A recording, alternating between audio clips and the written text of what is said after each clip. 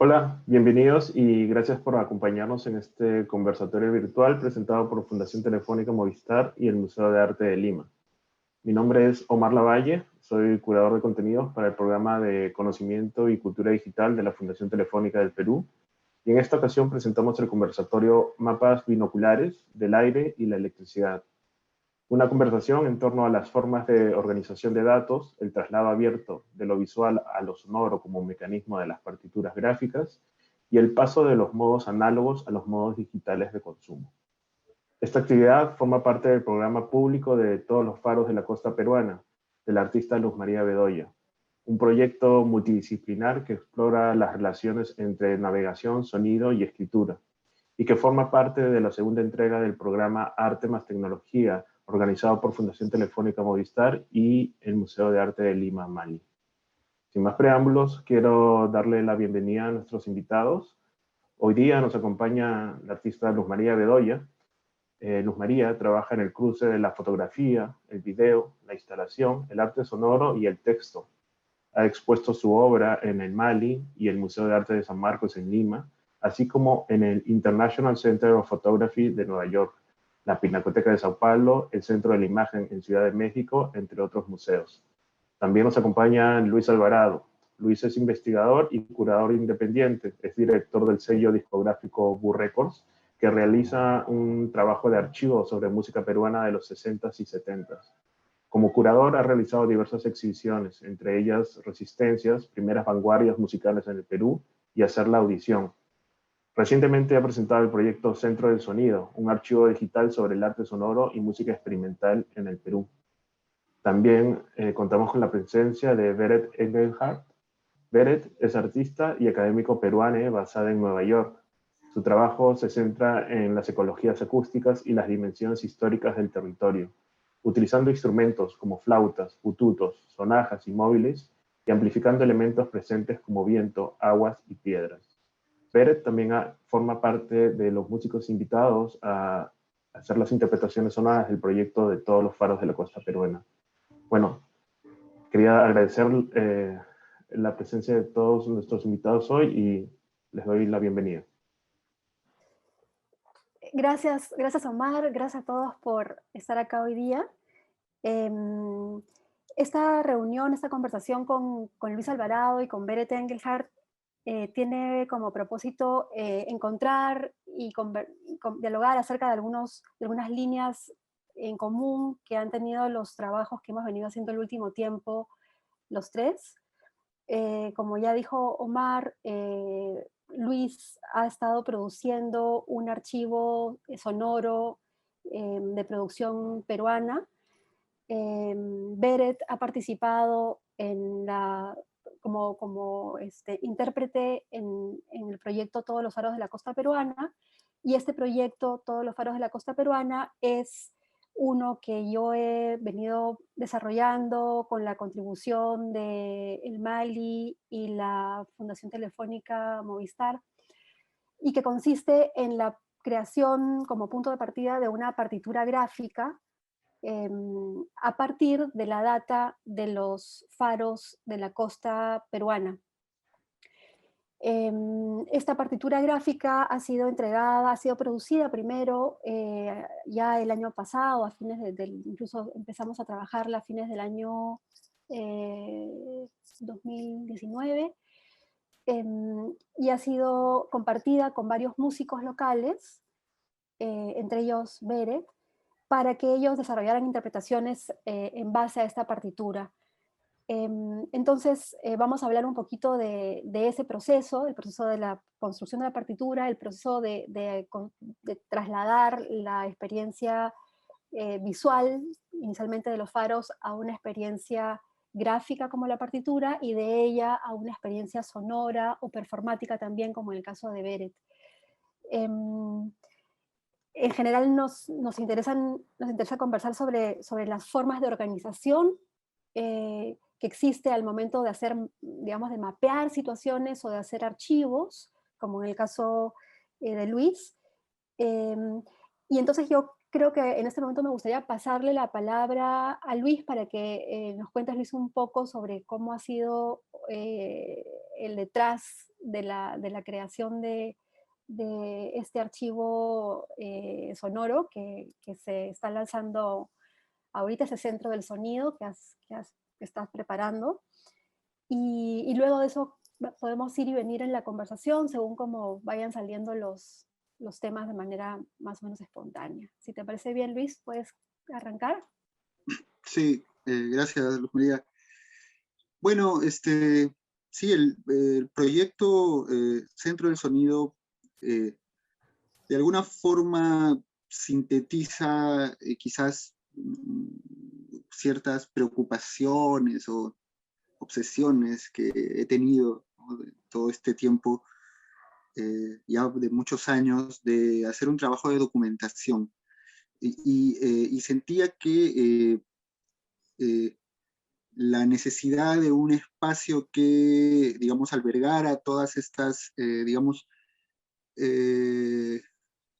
estos momentos, instancias y artistas y cosas que han ocurrido en torno a la producción del sonido, digamos, no convencional, digamos, a lo largo del siglo XX y en las primeras décadas del siglo XXI, el hecho de poder reunirlas o señalarlas, digamos, en un espacio a modo de archivo, era como algo pendiente y necesario para mí, en tanto que creo que al hacerlo de pronto aparecen otras cosas, ¿no?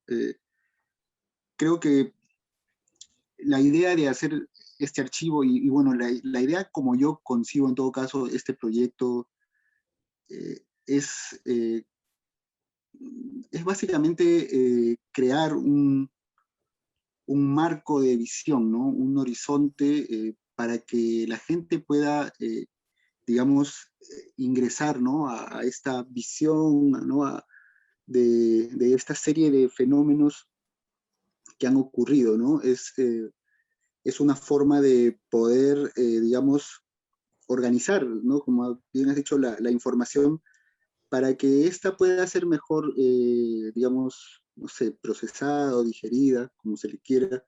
Pero el hecho es que al reunirse, creo que adquiere todo una, no sé, como una unidad o adquiere un sentido, ¿no? Como un poco recordando una categoría que emplea mucho Augusto del Valle, que es la de constelación, ¿no? Creo que aparece de pronto esta constelación ¿no? del arte sonoro peruano, ¿no?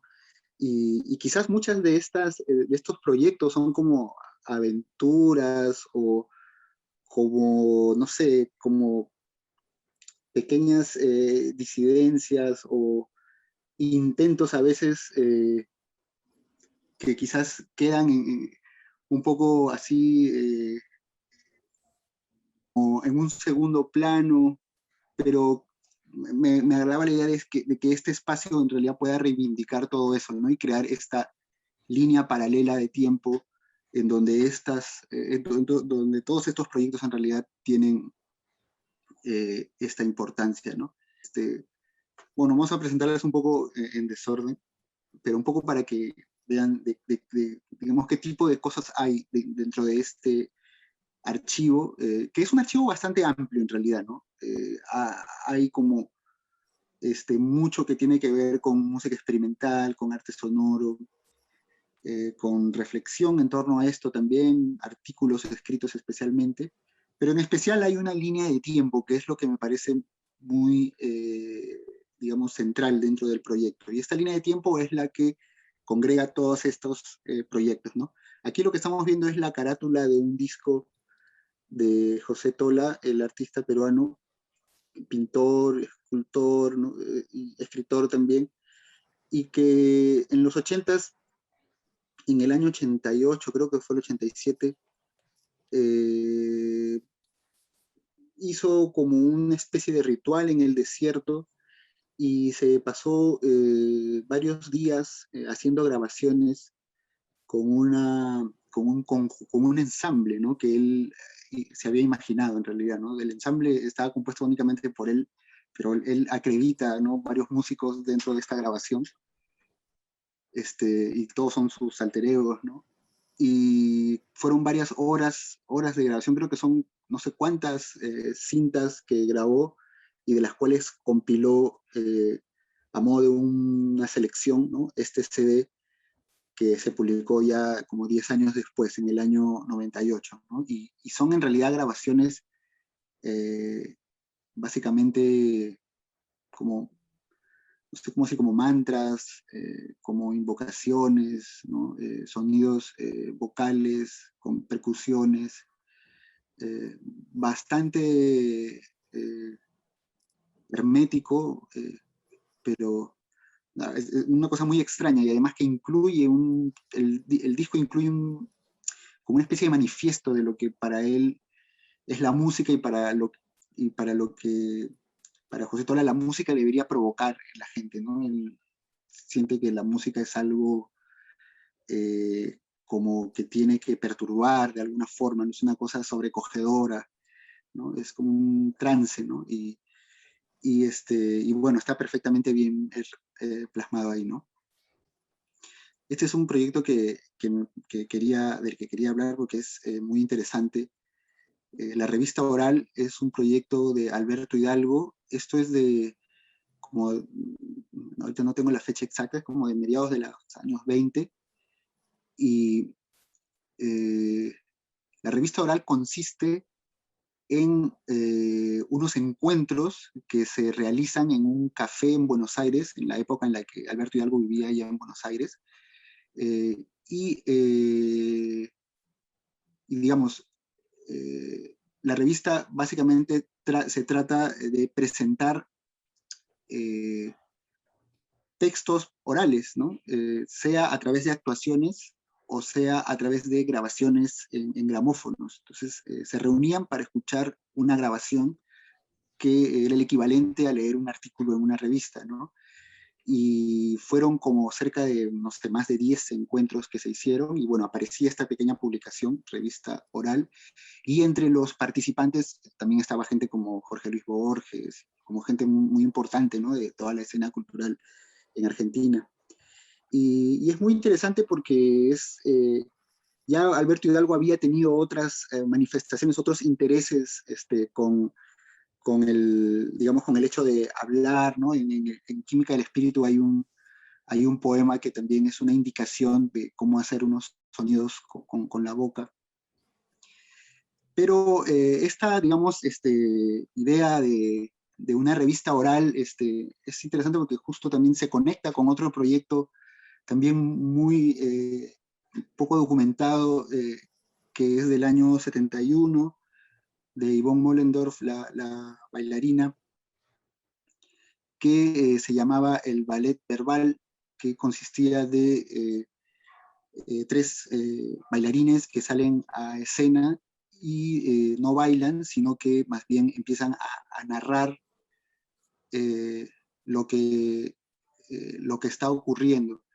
En la presentación que hizo Yvonne en los años 70 consistió más bien de presentar la grabación de los 3 bailarines hablando sobre de lo que ocurría, ¿no? en la obra, ¿no? Entonces son como proyectos, como un proyecto conceptual desde la danza, ¿no? Desde el ballet.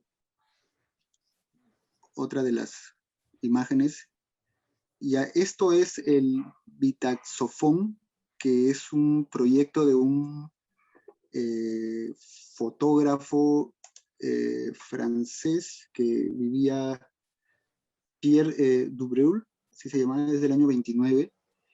Esto es bien curioso porque en realidad se llama Bitaxofón, pero es como, no sé si es que lo escribieron mal o simplemente le pusieron ese nombre, pero alude al Vitafón, ¿no? Que el Vitafón era el sistema de audio que se empleaba en el cine sonoro al comienzo. Entonces, lo que hizo Pierre Dubreuil fue el que introdujo este negocio del Vitafón en el Perú, ¿no? De hacer los primeros cines sonoros, pero que tuvo una corta duración en realidad, porque luego llegó otro sistema de audio que fue el que finalmente se impuso. Esto creo que duró apenas 2 años nada más.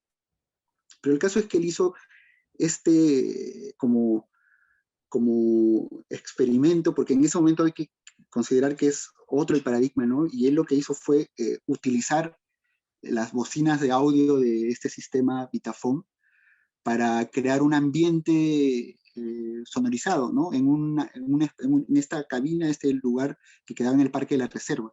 Entonces hizo escuchar música a la gente ahí, amplificando, ¿no? Con estas bocinas, ¿no? Y a toda esta experiencia la llamó el bitaxofón, ¿no? Que era continua, ¿no? Entonces la gente entraba y escuchaba y no había imágenes, ¿no? Era como utilizar el sistema de audio del cine sonoro para crear otra cosa nueva, ¿no? Este es otro caso bastante particular y también muy poco estudiado.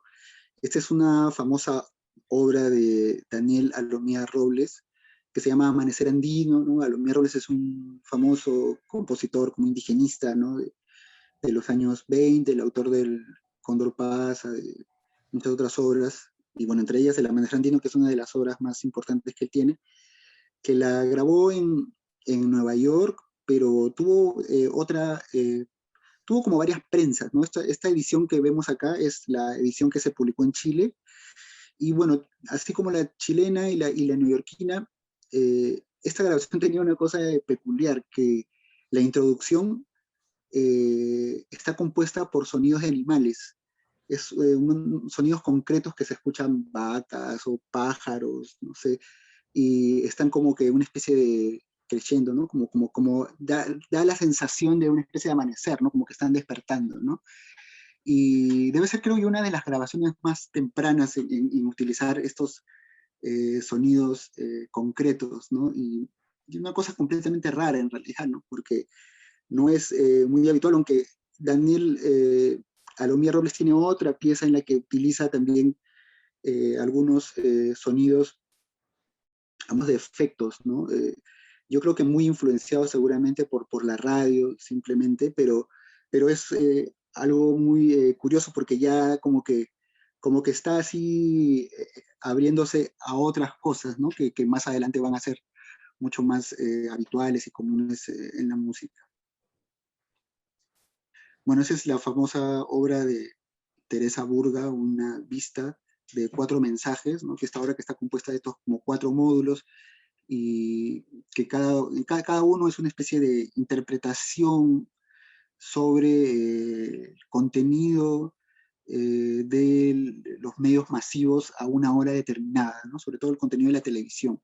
Entonces el mensaje 4 consiste en, digamos, extraer los sonidos de la televisión, y con esos sonidos ella crea una banda sonora que se vuelve completamente abstracta, ¿no? Está totalmente distorsionada y, es como ilegible en realidad, ¿no? De hecho, la obra lo que busca es hacer que todos los lenguajes, que todos, digamos, los mensajes, ¿no? Del medio masivo, en este caso de la televisión, se utilicen como un material, ¿no? Con el cual ella presenta una especie de construcción, ¿no?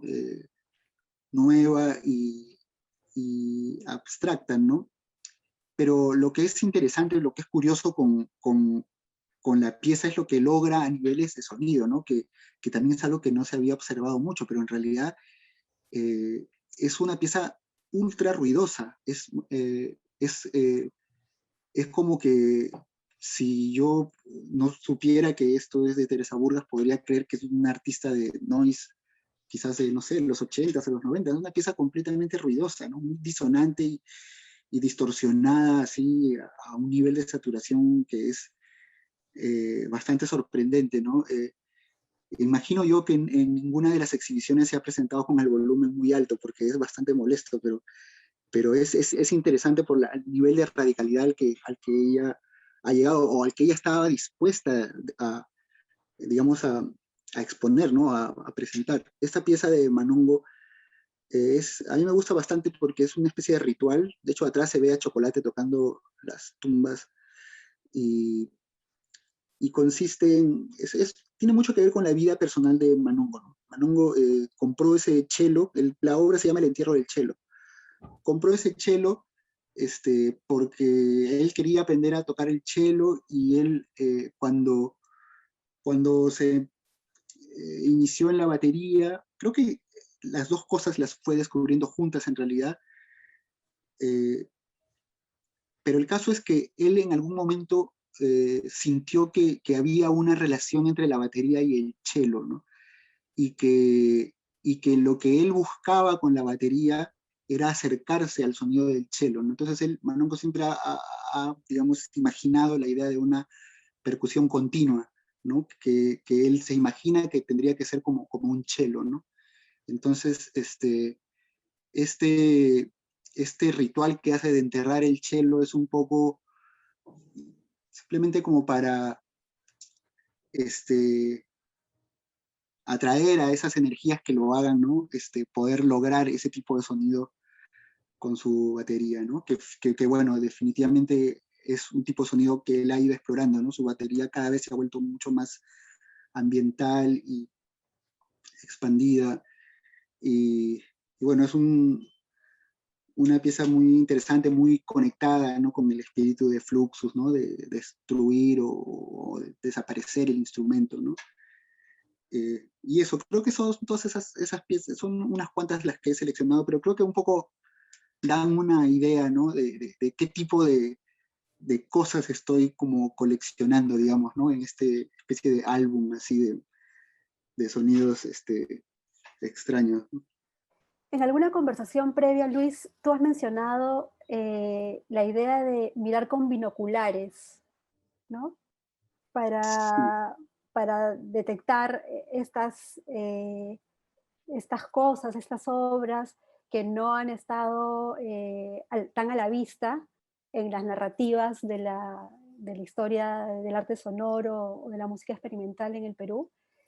Y esto que estás haciendo ahora es justamente eso, ¿no? Como detectar con binoculares ciertas cosas que luego puestas en conjunto arman una es línea, como hacer, digamos, ¿no? es como hacerle un zoom así, ¿no? A encontrar la aguja en el pajar, digamos. Ujú. Algo que me interesa bastante de lo que cuentas y de las piezas que estás describiendo y que creo que se vincula a esta conversación entre los tres, a lo que he pretendido yo con la partitura de Todos los Faros y a lo que Beret ha hecho con mi partitura, creo que tiene que ver con una frase que tú te debes acordar, Luis, porque yo lo usé hace años cuando participé en una muestra que tú curaste, donde hicimos los discos, estos discos no me acuerdo el nombre del material, era un Late Cat, plástico, sí. sí, Late Cat, ¿no? Y ahí encontré, investigando para esa pieza, esta frase de Craig Dworkin, que incluye en su antología de escritura conceptual, ¿no? Donde él quería demostrar que se podía concebir el arte independientemente de cualquier género, de modo que, por ejemplo, un poema tuviese más en común con una pieza musical, o con una escultura, o con una película, que con otro poema, ¿no? Y él llamó a esta suerte de transmutaciones, lo llamó el destino del eco. Y creo que hay algo de eso, la pieza de Teresa, la pieza de Ivonne que hace danza hablada, ¿no? La pieza de Teresa que toma datos de los medios para convertirlos en ruido o en sonido, todas las que has escrito tienen esta posibilidad de modificarse en otra cosa que sale de su medio original, ¿no? y que se convierte en una expresión en un medio o en unos medios diferentes, ¿no? Que es algo muy propio de la experiencia o del mecanismo de las partituras gráficas también, ¿no? En donde una configuración visual se traslada a una experiencia sonora o a una experiencia del movimiento o a una experiencia espacial, que es lo que le ha pasado a Beret, ¿no? En su trabajo, ahora en su interpretación de la partitura. Si te parece, Bel, podemos compartir algo del video que tú has hecho para todos los faros. Sí, sí, voy a elegir una parte. Mientras pienso un poco eso del eco, me parece una figura interesante porque, bueno, se habla de un espacio compartido, ¿no? Pero lo que pasó acá fue más como tal vez una versión más digital de eso, donde los rebotes son como interterritoriales, ¿no? Uh-huh. Y un poco de lo que me pasó a mí fue eso, o sea, la partitura al delinear o al referirse a o al traducir una zona geográfica tan específica que es la costa peruana. Y yo estando durante la pandemia en Brooklyn, sentí que esta pieza, esta partitura era un canal para yo conectarme con ese lugar del que soy, ¿no? Que es la costa peruana, de donde vengo. Y era un poco eso, o sea, un eco tal vez o una especie de no sé si telepatía, pero una serie de traducciones tal vez de un territorio a otro. Y un poco mi cuerpo como el lugar donde todo eso se lleva a cabo. Y lo que pasó con las partituras fue que yo lo primero siento que incorporé tu partitura como un mapa, que esa fue la primera cosa que me pasó, ¿no? Esto es un mapa y define un territorio. Y luego a partir de esta, como no tenía un instrumento específico, como había decidido que el instrumento era mi cuerpo, decidí hacer una serie de partituras, 3 en particular, que tradujeran un poco tu partitura a específicas partes de mi cuerpo donde ciertos instrumentos funcionan, ¿no? Entonces, tenemos la flauta y el pututo, que son la parte como superior, ¿no? Del cuerpo, y las piedras que se refieren más al piso, ¿no? Instrumentos de viento, instrumentos de percusión. Y esa fue un poco la división con la que estaba trabajando. Entonces, tal vez puedo mostrar algunas partecitas donde aparecen estas otras partituras que hice como dentro de la imagen, no dentro del espacio de la obra. Decidí mostrarlas como parte del espacio, ¿no?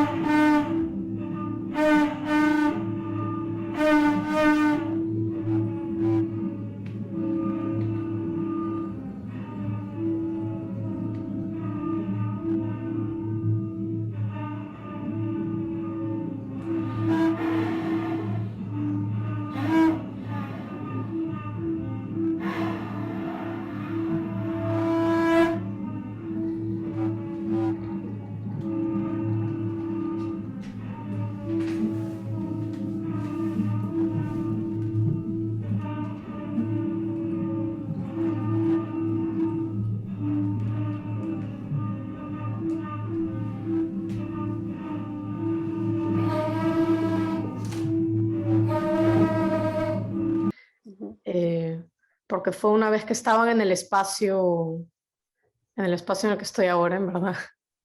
En otra ocasión sugerimos mostrar el espacio, tal vez Sí, lo puedo pero hacer sí, ahora. claro, sí, claro que sí. Lo hice en esta sala, o sea, todo esto fue durante la cuarentena y esta es la sala donde básicamente la transformé en una instalación donde se llevó a cabo la obra. Aquí. Y hay una parte donde se filma desde la cocina también. Sí, sí, empezando desde el principio tal vez. La primera, la cual lleva la toma, es tus instrucciones, donde eso era como la parte instructiva de la partitura de Luz María, donde básicamente nos explicaba cómo leer, ¿no? Que era una leyenda. No sé si tienes algún nombre para la ¿Para leyenda. ello? Sí. No, instrucciones nomás. Ujú. Que eran unas instrucciones que fuesen suficientemente precisas y al mismo tiempo suficientemente abiertas, ¿no? Para que pudieran ser detonante de muchas posibilidades interpretativas. Y eso fue un poco, sí, lo que me pasó en particular con eso de la idea sonora, ¿no? Ujú. De lo cual conversamos. Y decidí, aquí, bueno, se ven que hay 3 ideas sonoras, ¿no? Una idea sonora corta, una media y una larga. Y decidí tomar estas ideas tomar esto de la longitud y someterlo un poco al hecho de que es una idea, o sea, no estamos hablando de la duración de lo que suena, sino de la duración cognitiva, ¿no? Entonces mi idea corta era gesto o instrumento, ¿no? Elegir algún gesto o elegir algún instrumento en particular musical. Eh, la idea sonora media, que demora un poco más, ¿no? Es eso, algo que pienso como la memoria del cuerpo, que lo traté de explicar con grabaciones de campo. Y usé grabaciones de campo que eran de los lugares, de algunos de los lugares en el mapa, ¿no? Indicados en los faros. Y una grabación de campo nomás del lugar en donde yo estaba ahora, donde estoy ahora, que es en Brooklyn. Y la idea sonora larga era esta idea de lugar o de pertenencia, que demora un poco más, ¿no? Como a entrar a un lugar. Eh, y, y fue un poco eso lo que hice con lo de las ideas sonoras y de ahí todo empezó a cobrar forma. Eh, voy a adelantar tal vez un poquito a otra de las partituras aquí, donde un poco elegí donde un poco me hice una propia leyenda, ¿no? De qué hacer, cómo traducir este territorio a mi cuerpo, ¿no? Cómo incorporarlo, cómo hacerlo sonido. Y qué tipo de gestos. Y traté de hacer eso que también sugería la partitura, de predeterminar 2 sonidos a los cuales uno puede volver, ¿no? Y traté de sugerirme también los colores con diferentes gestos. Y aquí un poco mapeé la configuración de mi cuerpo en relación al espacio, ¿no? La idea de los elementos, de la amplificación, cómo todos los cables forman un espacio también, y lo relaciono con el elemento del fuego, ¿no?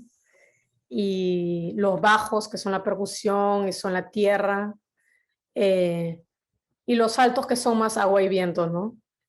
Aunque siento que hay agua en todo, pero en fin. Y esta era un poco mi leyenda personal, una de las primeras cosas que hice. Y luego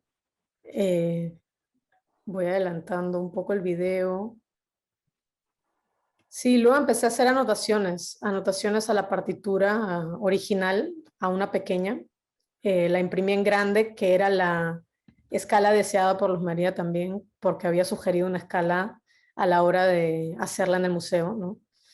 Y imprimí una pequeña para hacer anotaciones, varias pequeñas, y esta fue como la final, donde me decía a mí misma cosas sobre el lugar, los lugares en particular, ciertos lugares que quería tener en mente. Que estaba Ipaita, donde hay una grabación de ahí, Ancón también hay una grabación que hice ahí, y notas más formales, ¿no? Donde cómo hacer polifónicos con las flautas, y si hacerlos en altos o en bajos, y cosas un poco más sonoras, ¿no? Propiamente musicales. Y luego puse... hice esta otra partitura, que tal vez es la visualmente más interesante, donde básicamente traté de dibujar todos los módulos con sus lugares geográficos, y trazar un mapa, una línea larga, ¿no? Que es el mapa de la costa del Perú. O eso que Elson llama el paisaje infinito de la costa del Perú, ¿no? Es básicamente, yo hice algo que no sabía que ibas a hacer tú luego en la web, que fue trazar todos los faros en Google Maps y meterme, ver fotos y viajar a cada lugar. Claro. Y este mapa todo marcado, luego lo segmenté equidistantemente y junté las velocidades con las intensidades, que son 2 de las variables de la partitura. Hice como un torbellino largo que lo usé para modular las grabaciones aquí en mi sampler, que las tenía metidas, ¿no? Y el sampler acá medio modula con diferentes filtros, ¿no? Más como un sintetizador. Y sí, esta es la última partitura que hice. Puedo pasar a que miremos cómo se pasa de los datos de los faros a Google Maps, que es parte del creo que el vínculo que traes tú, Vedek, cuando decides explorar territorialmente el mapa, ¿no? ¿Qué es lo que trae también tú piensas que es la única visual de todos los colaboradores? Es la única que incluye imagen, para que se entienda un poquito lo que estás diciendo. En la web de todos los faros, en la lista de faros, creo que está un poco grande. Sí. Está la lista de todos los faros en orden de norte a sur, en la costa peruana, llegando hasta el faro de Los Palos en Tacna, empezando por el faro Punta Capones en Tumbes, solamente los faros que conforman que han sido transformados en la partitura son los faros hábiles, los faros que están funcionando en la costa. Entonces, por ejemplo, si entramos a Punta Capones, entramos al mapa en Google Maps y llegamos al faro de Punta Capones, que se puede ver. En algunos casos se puede ver porque ya existían imágenes, en otros casos hemos subido las imágenes de los faros allí. Y lo que a mí me parece muy bonito, que es algo que tú también has trabajado, Berta, a la hora de hacer tu pieza, es esto, ¿no? Esta navegación por el territorio, ¿no? Acá esto de acá es, creo que es, para mí la verdad es un placer hacer este tipo de recorrido, ¿no? Porque comienzas a detectar, digamos, el perfil de nuestro territorio, el perfil del mapa peruano, y luego se puede entrar pues a todos los detalles, ¿no? Por ejemplo, aquí estos son los manglares, estos son los manglares de Tumbes, el faro de Punta Capones está muy cerquita a esta suerte de largas playas de arena. Acá, por ejemplo, se puede detectar que hay una pequeña trocha que yo la medí con la herramienta esta de medir distancia.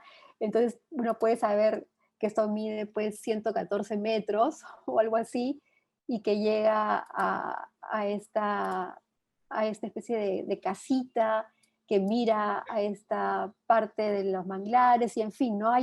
Creo que parte de la experiencia del recorrido de la pieza es un recorrido geográfico también, ¿no? Es un recorrido sonoro, digamos, a partir de las sugerencias musicales en la partitura, pero también es un recorrido territorial, que es el tránsito que tú has hecho para construir tu propia interpretación, ¿no?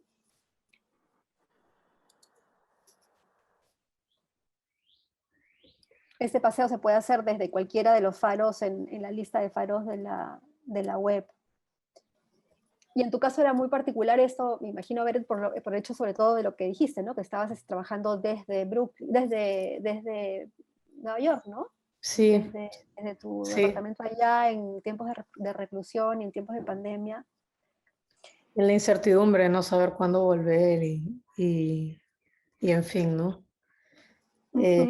Y sí, estaba pensando mucho en eso, esta idea como bastante feminista del cuerpo-territorio, ¿no?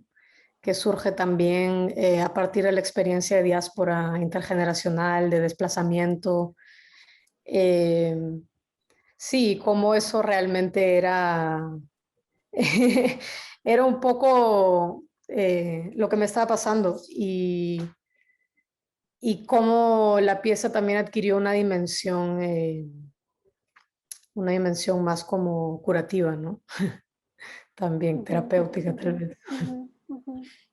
Y es que ha sido un trabajo largo, ¿no? Porque hemos tomado meses, bueno, más de meses, ¿no? Sí. Entre que se empezó con esto en el verano del 2020 y el momento en que has terminado la pieza en el verano peruano, digamos, el verano peruano de 2021, ¿no?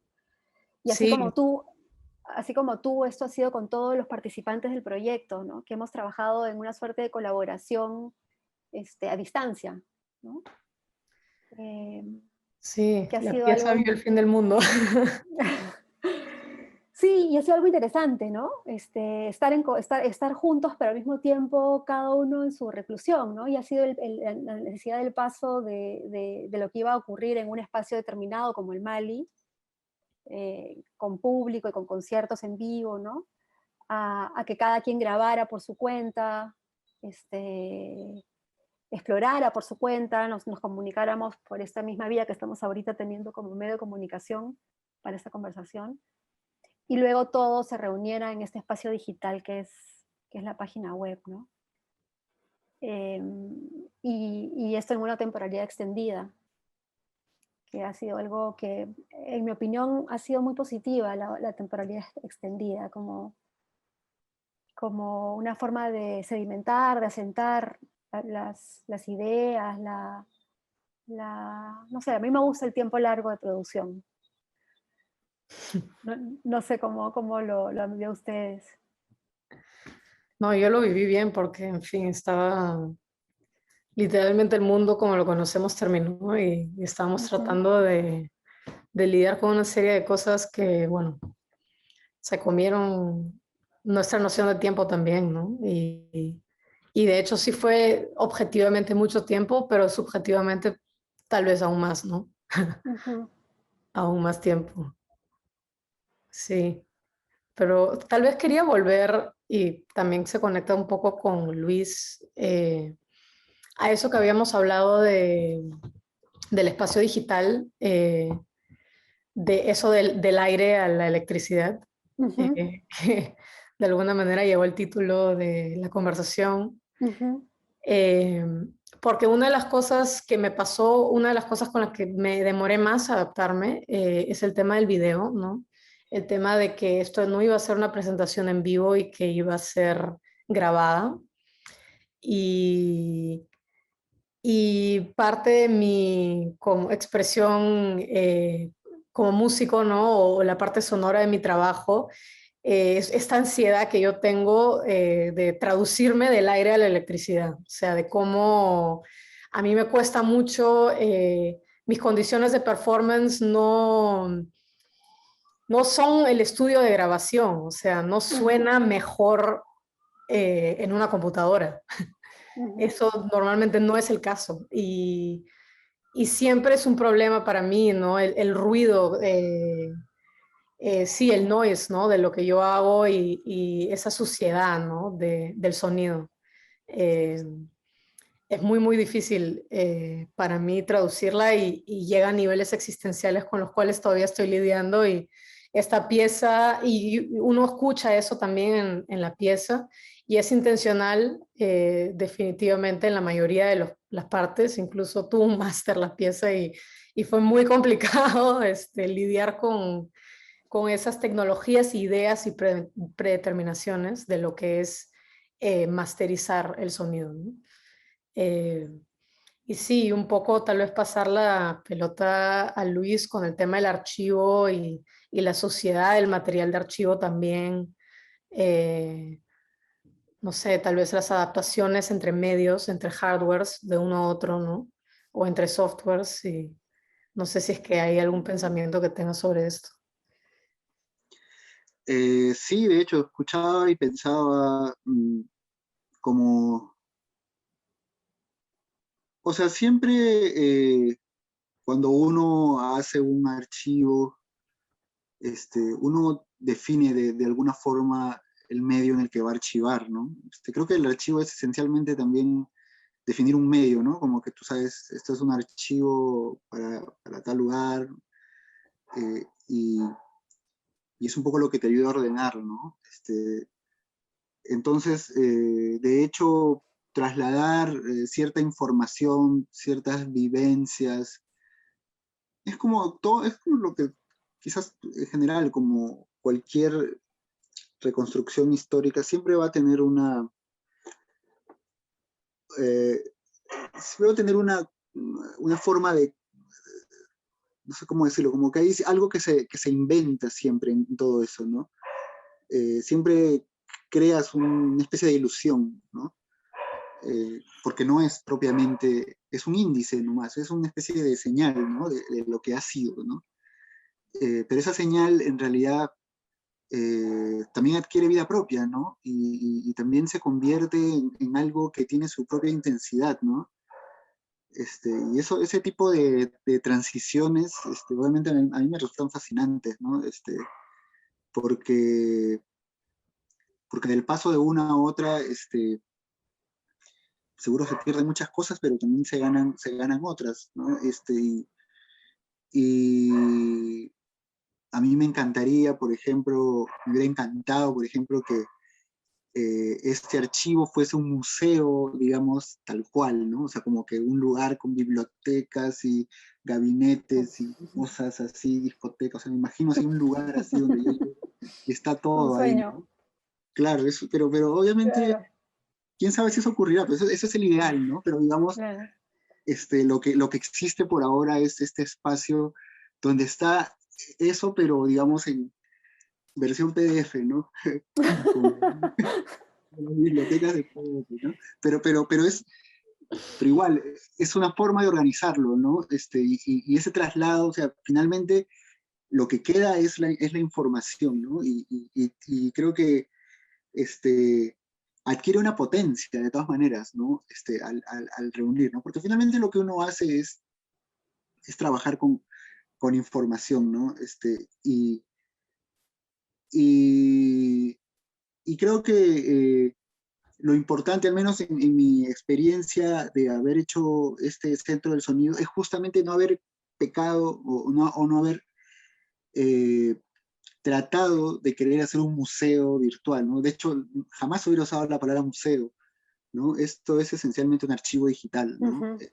Y bajo esas normas y bajo esos medios, mecanismos, es con lo cual yo he trabajado, ¿no? Y supongo que algo parecido ocurre, o sea, creo que un poco esa operación definitivamente está en el traslado de llevar la partitura, por ejemplo, al sonido, ¿no? Y viceversa, ¿no? Cuando uno se imagina algo, o sea, porque también es interesante, por ejemplo, o sea, uno habla del momento de crear digamos, de la partitura cuando se convierte en música, ¿no? Pero el momento también de hacer la partitura, hay otra transición ahí también, ¿no? Sí, sí, claro. O sea, en este caso, la partitura además viene de datos lumínicos, principalmente, ¿no? O sea, es un paso de data dura que tiene que ver con información lumínica, con información física de los faros mismos, alturas físicas, colores, alcances lumínicos, intermitencia, momentos de encendido, momentos de eclipse, ¿no? Y esa es una experiencia que es visual visual y conceptual en realidad, porque no es que uno la ve la traslada de lo que ve a la página de la partitura, ¿no? Sino que primero la imaginas en realidad, ¿no? Porque no es que estás viendo el faro, tienes una data muy vinculada al número como punto de partida, ¿no? Muy vinculada al número, dado que es un código, ¿no? Los faros son códigos. Entonces, esa información que es muy conceptual, que parte que es una especie de conceptualismo que parte del ojo, porque es una funcionalidad visual, se traslada a un soporte papel de un modo gráfico, pero donde en mi caso en esta partitura, como suelen ser muchas partituras visuales en la línea de Fluxus, ¿no?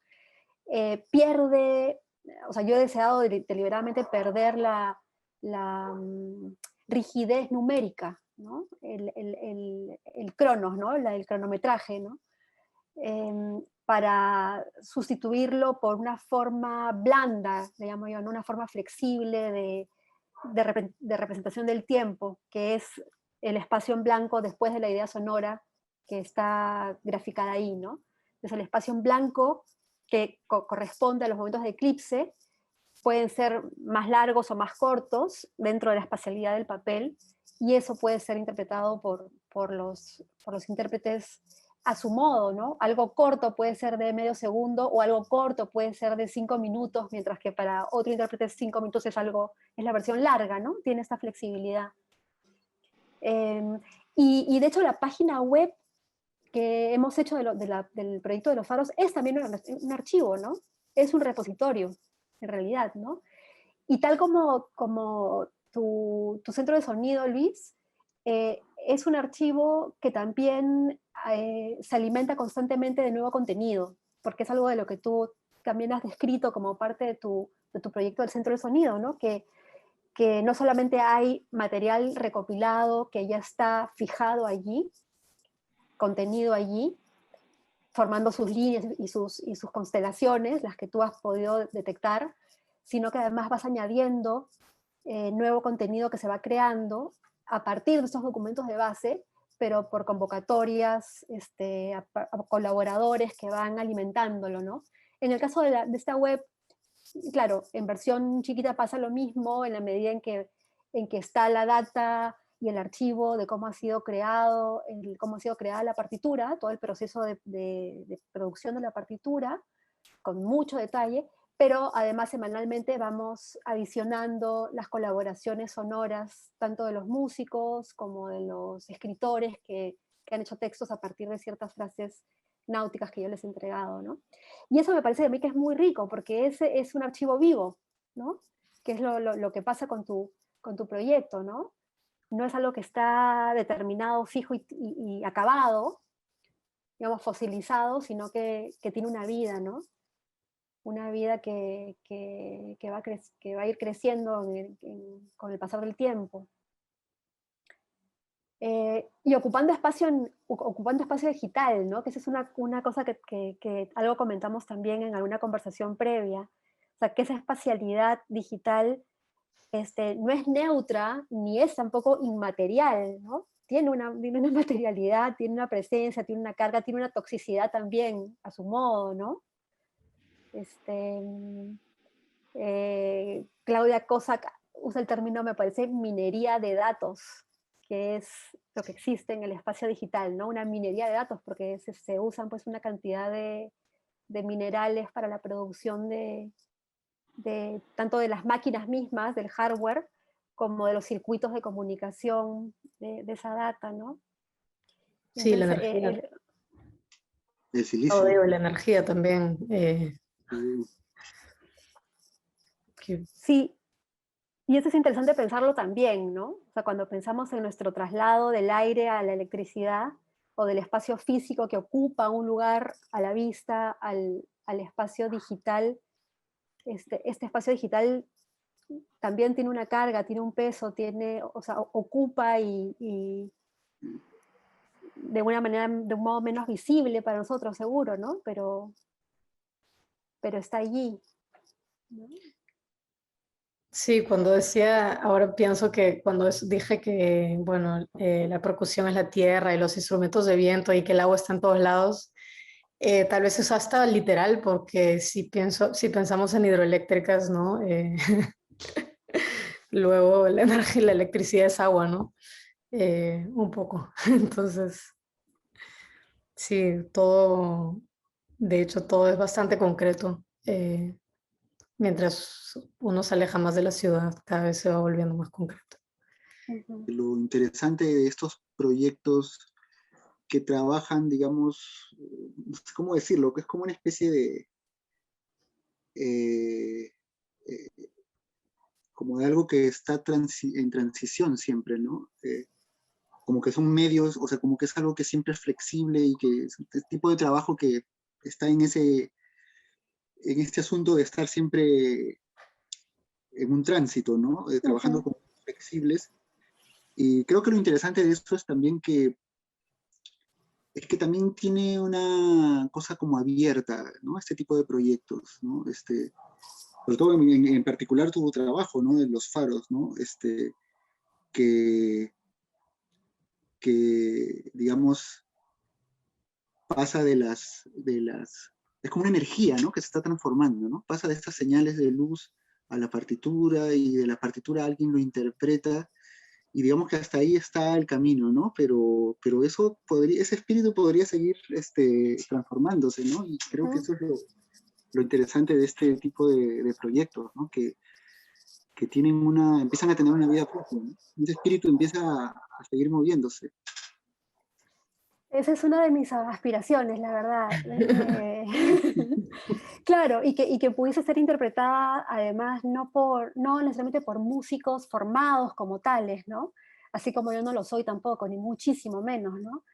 Eh, no sé, digamos que si, no sé, si el músico puede aspirar a tener un oído absoluto, el no músico trabaja, digamos, el no músico que trabaja con sonido puede aspirar a tener un oído relativo nomás, ¿no? Pero donde produces algo que aún sonando, aún cuando suena, ya no tiene por unidad el sonido únicamente, ¿no? Y donde se vuelven sonoras cosas que en principio no lo eran, ¿no? Eso a mí me parece fascinante, ¿no? O sea, la posibilidad de que cosas que en principio no son sonoras se puedan convertir en sonoras o en espaciales o en corporales, ¿no? Esta mutación que tú refieres, Luis, sí. Creo que es algo que nos entusiasma a todos acá. Sí, no, definitivamente. Y es esa flexibilidad, ¿no? Lo que hace que pueda evolucionar también, ¿no? Con tantos cambios a nivel global tan radicales, ¿no? El proyecto se transforma y se convirtió en un proyecto principalmente tal vez por ahora web, ¿no? Pero sigue siendo esa articulación, ¿no? Trayendo tantas personas a un mismo lugar, ¿no? De cierta forma. Y sí, no, eso es algo lindo. O sea, me gustó también esa situación, ¿no? De colaboración, ¿no? De ser parte de una articulación más larga, donde hay varias interpretaciones y la mía entra dentro de tantas otras cosas, ¿no? Y ahí escuchar a las demás personas, ¿no? Los podcasts y las interpretaciones sonoras y, y sí, como sentir wow, o sea, es eso, cada persona tiene su propio universo dentro de estos faros, ¿no? Y a fin de cuentas, lo sonoro se convierte en ese mapa que se te mete al cuerpo, ¿no? Que te entra. Entonces es una manera de estar cerca también. Quería agradecer a nuestros invitados del día de hoy. Muchas gracias, Luz María, Luis, Beret, por acompañarnos y por compartir con nosotros parte de sus procesos de investigación y de creación en torno a sus últimos proyectos. También quería aprovechar para invitar a todas las personas que están conectadas a explorar la web de Centro de Sonido, presentado por Luis Alvarado el día de hoy. La dirección es centrodesonido.pe. También los invito a visitar la web de Todos los Faros de la Costa Peruana. La dirección es todoslosfaros.org. Ahí podrán encontrar la serie de podcasts que se ha producido especialmente para este proyecto y mucho más información en torno a lo que se ha conversado el día de hoy. Bueno, sin más, agradecer a todos y hasta una nueva ocasión.